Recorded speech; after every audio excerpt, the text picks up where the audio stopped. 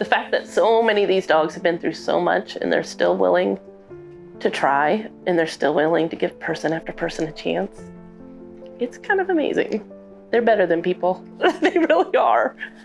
Definitely more forgiving.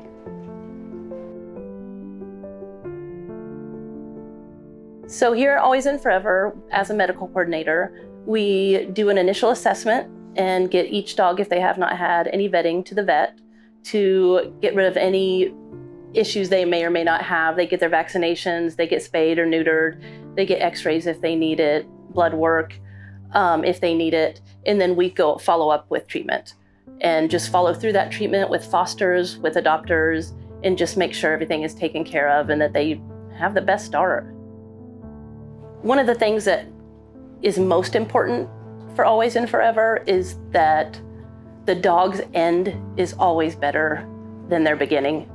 So following through their medical, and sometimes it's not necessarily going to have the happiest ending, but if that ending does come because of sickness or injury or any other reason, that they're not alone. That one of us will always be there holding them and talking to them, and whatever way they leave this earth, it is better than when they got here. The one thing, Always and Forever, that there are never enough of, that we could always use are hospice fosters and medical fosters. Medical fosters could be anywhere from a week, 2 weeks.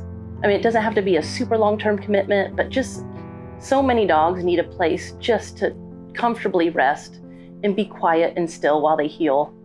And it just makes a huge difference in their recovery.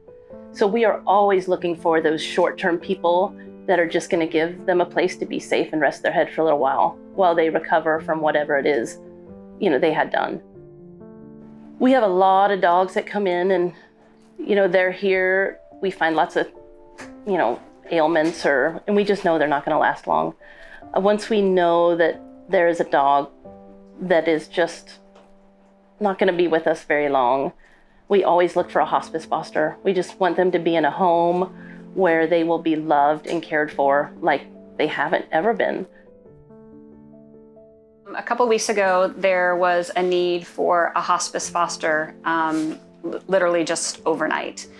We knew this dog was in really bad condition, couldn't walk, emaciated, was found as a stray, lived in a condemned home that had no water or electricity, and I guess was known in the area of always being out and about. She had recently been hit by a car, and I guess had injuries to both hips and had no medical attention. So there was a need for just an overnight hospice foster. So I offered to do it.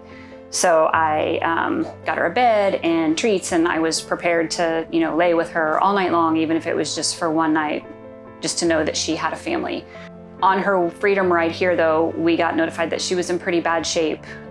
So she arrived at my house with the freedom driver and the medical coordinator.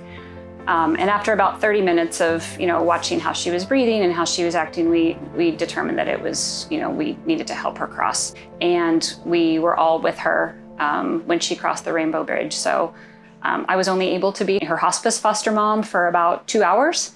But it was worth every minute because she passed being part of a family. She was part of my family. She'll always be part of my family. Hospice and medical fosters, they're worth their weight in gold. They really are. They're so important. And 1 week, 2 weeks, it could easily be the best 1 or 2 weeks they've ever had. And it's a wonderful thing. Ugh, I love them.